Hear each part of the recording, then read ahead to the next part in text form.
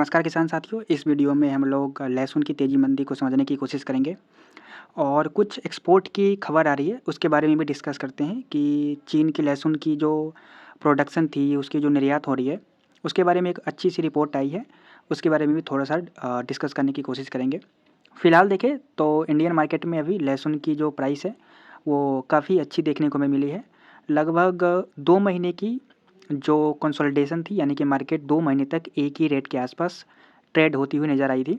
उसके बाद ये ऊपर जो निकल के आई है मार्केट, ये अच्छी खासी रैली दे कर के हल्की स्टेबल होने की कोशिश कर रही है। तो आगे किस तरीके से मार्केट हमें चलता हुआ दिखाई दे सकता है, उसके बारे में थोड़ा डिस्कस करने की कोशिश करते हैं। एक्सपोर्ट की बात करें सबसे पहले, तो चीन आपको पता है कि पूरे वर्ल्ड वाइड 60 टू 70% जो गार्लिक की प्रोडक्शन होती है, एक्सपोर्ट होती है, वो अकेले चीन ही करती है। तो इस वर्ष जो प्रोडक्शन थी, पिछले वर्ष की तुलना में लगभग 8% जो रकबा था वो बढ़ा था और उसके कारण लगभग 20% तक की उसमें जो प्रोडक्शन थी, प्रोडक्शन में इजाफ़ा हमें देखने को मिला है। बट उस तरीके से मार्केट अभी चीन को नहीं मिल पा रही है एक्सपोर्ट करने के लिए।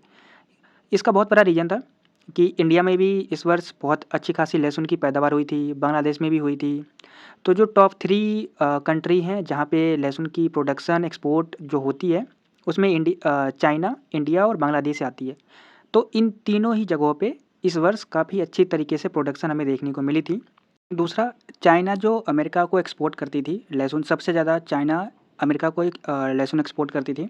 बट पिछले 3 महीने से जो ड्यूटी को लेकर के खबरें आ रही थी कि अमेरिका इम्पोज़ करेगी 50%, चाइना भी इम्पोज़ करेगी 50%, तो इन सभी खबरों की वजह से अमेरिका से सोयाबीन का एक्सपोर्ट और चाइना से लहसुन का एक्सपोर्ट दोनों ही काफ़ी ज़्यादा इफ़ेक्ट हुआ था। और ख़ास करके सबसे ज़्यादा जो इफ़ेक्ट हुआ था वो चाइना को ही हुआ था गार्लिक को लेकर के, क्योंकि इस वर्ष उनके पास प्रोडक्शन काफ़ी अधिक थी पिछले साल की तुलना में। और जो भी नेबरिंग कंट्रीज़ थी जहाँ पे ऑलरेडी एक्सपोर्ट वो करती थी, वहाँ पर भी प्रोडक्शन अधिक हुई थी और उनके पास विकल्प के तौर पे दूसरी कंट्रीज़ आ रही थी। तो आसपास की कंट्रीज़ में भी उनका एक्सपोर्ट कम हुआ। अमेरिका जो सबसे बड़ा आयातक है, वहाँ पे भी उनका इम्पोर्ट बहुत कम हुआ था। तो इन सभी वजह से जो इंटरनेशनल मार्केट थी वो लगभग 2 महीने से दबी हुई थी। इसका असर इंडियन मार्केट पे भी हमें देखने को मिला था और यहाँ की भी जो बाज़ार थी वो काफ़ी स्टेबल चल रही थी। बट अगर वापस से जैसे अभी खबरें आ रही है कि इन दोनों देशों के बीच में बातचीत होगी और वापस से चाइना का जो लहसुन है वो एक्सपोर्ट किया जाएगा और अच्छे खासे पैमाने पे किया जाएगा। तो अगर ऐसा होता है तो होगा क्या इसका असर कि चाइना में जो प्राइसेस अभी बहुत ज़्यादा ही डाउन चल रही है, वो धीरे-धीरे करके ऊपर आएगी। तो होता ऐसा है कि अगर इंटरनेशनल मार्केट में कोई भी प्रोडक्ट का प्राइस ऊपर आएगा, यानी कि लहसुन का प्राइस अगर आता है ऊपर, तो इसका इफ़ेक्ट इंडियन मार्केट पे भी पड़ता हुआ दिखाई देगा और यहाँ पर भी प्राइसेस में हमें अच्छी खासी तेज़ी देखने को मिल सकती है। दूसरी ओर इंडिया में भी आपको मैंने बताया था सावन के महीने के आसपास कि डिमांड्स अभी कम होंगी और प्राइसेस थोड़े से स्टेबल रहेंगे या फिर डाउन की तरफ जाती हुई दिखाई देगी। तो स्टेबल भी रहा था कुछ दिनों तक, उसके बाद मार्केट में गिरावट आई थी, अच्छी खासी गिरावट आई थी, लगभग ₹10 तक की गिरावट हमें देखने को मिल गई थी। पर सावन ख़त्म होने के बाद हमने एक रिपोर्ट बनाई थी जिसमें आप लोगों को बताया था 2 वजह से कि मार्केट में तेज़ी आ सकती है। उसमें भी बहुत सारे मेरे पास मैसेजेस आ रहे थे कि नहीं, मार्केट में तेज़ी नहीं आएगी, अभी तेज़ी लहसुन में बिल्कुल भी नहीं देखने को मिल सकती है, अभी मंदी आएगी। तो हम लोगों को देखा था कि नहीं, मार्केट में वापस से अब तेज़ी देखने को मिल सकती है, इसलिए हमने वो रिपोर्ट्स भी बनाई थी कि मार्केट में तेज़ी आने वाली है। जब मंदी आएगी, जब लगेगा कि हाँ, मार्केट में अब मंदी की सिचुएशन बन रही है, मार्केट में डिमांड्स नहीं है, तो उसके बारे में भी डिस्कस करेंगे और उसके बारे में भी बताने की कोशिश करेंगे कि हाँ, मार्केट का जो तेज़ी था इतना ही है, अब यहाँ से मार्केट रिवर्स हो सकता है। बट उस तरीके की सिचुएशन अभी तक हम लोग को दिखाई नहीं दी है। तो अभी तेज़ी की हम लोग को सिचुएशन दिखाई दी थी, इसलिए हमने तेज़ी के बारे में ही रिपोर्ट्स लगातार बनाई थी।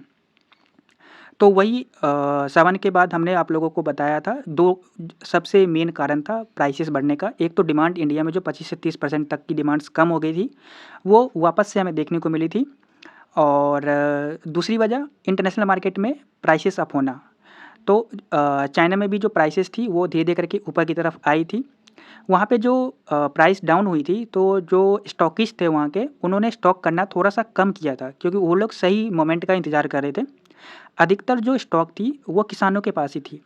तो जैसे ही प्राइसेस थोड़ी-थोड़ी करके ऊपर आने लगे, तो वहाँ के जो स्टॉकिस्ट थे उन्होंने भी वापस से मार्केट में स्टॉक करना शुरू कर दिया, खरीदना शुरू कर दिया था।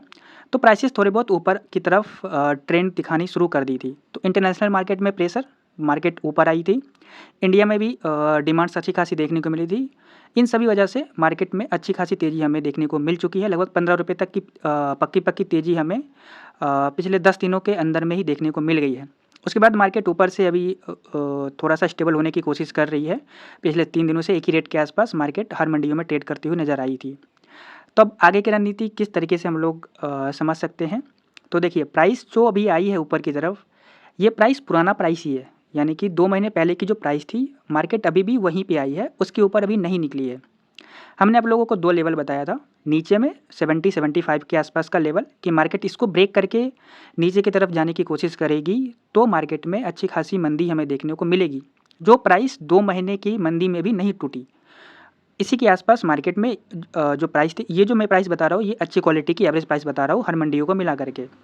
तो ये प्राइस नहीं टूटी थी, जिस कारण मार्केट में हमने हमेशा बताया कि जब तक इसके ऊपर मार्केट है, या तो स्टेबल रहेगी या फिर मार्केट में तेज़ी की संभावना बनने की कोशिश करेगी। क्योंकि अब देखिए, होता क्या है कि इस प्राइस के नीचे जैसे ही मार्केट निकलेगी, तो जितने भी स्टॉकिस्ट हैं, जिन्होंने स्टॉक किया इस भाव पर, उनको लगेगा कि अब मार्केट में हम लोगों को नुकसान हो रहा है। तो मार्केट में सप्लाई डबल कर देंगे और अपने जो लॉस है, लॉस बुक करके मार्केट से निकलने की कोशिश करेंगे। लेकिन जब तक उनके प्राइस पे मार्केट टिकती रहेगी, वो या तो धीरे-धीरे करके खरीदते रहेंगे या फिर अपने स्टॉक को होल्ड रखेंगे। तो ये एक साइकोलॉजी होती है, जिस वजह से हम लोग आप लोग को बताते हैं कि इस लेवल के आसपास या इस भाव के आसपास मार्केट आए तो खरीदना चाहिए, या फिर इसके ऊपर जब तक रहेगी मार्केट में हम लोग को तेज़ी की ही संभावना बना के रखना चाहिए। तो वही हमें अभी देखने को मिली है। लेकिन अभी जो प्राइस आई है, ये 2 महीने पहले की जो हाई थी 90-95 की, उसके आसपास ही मार्केट आई है। वापस से वहीं से हल्का-सा मार्केट पुश करने की कोशिश कर रही है नीचे की तरफ। तो ये जो एक रेंज है 75 टू 95 अच्छी क्वालिटीज़ की, इसके बीच में जब तक मार्केट है, मार्केट में साइडवेज बिहेवियर ही हमें देखने को मिलेगी। मतलब कि मार्केट इसी के आसपास घूमता रहेगा। इसके ऊपर निकलने के साथ ही 95 के ऊपर निकलने के साथ ही मार्केट में अच्छी खासी तेज़ी हमने पहले भी बताई थी कि आएगी, और अभी भी है कि इसके ऊपर निकलने के साथ ही मार्केट में तेज़ी हमें देखने को मिलेगी। अभी हो क्या रहा है यहाँ पे, जिन्होंने 2 महीने से स्टॉक करके रखा था, ऊपर मार्केट जो आ रही है, वो लोग अपना सप्लाई निकाल रहे हैं, और मार्केट में थोड़ा-सा प्रेशर बनने की वजह से, प्रॉफिट बुकिंग की वजह से मार्केट में थोड़ा-सा नरमी हमें देखने को मिला था। बट इसके ऊपर निकलने के साथ ही होगा क्या, जो फंडामेंटल थी, जो डिमांड्स थी, वो तो ऑलरेडी बहुत ही अच्छी खासी मजबूती के साथ चलती हुई नज़र आ रही है।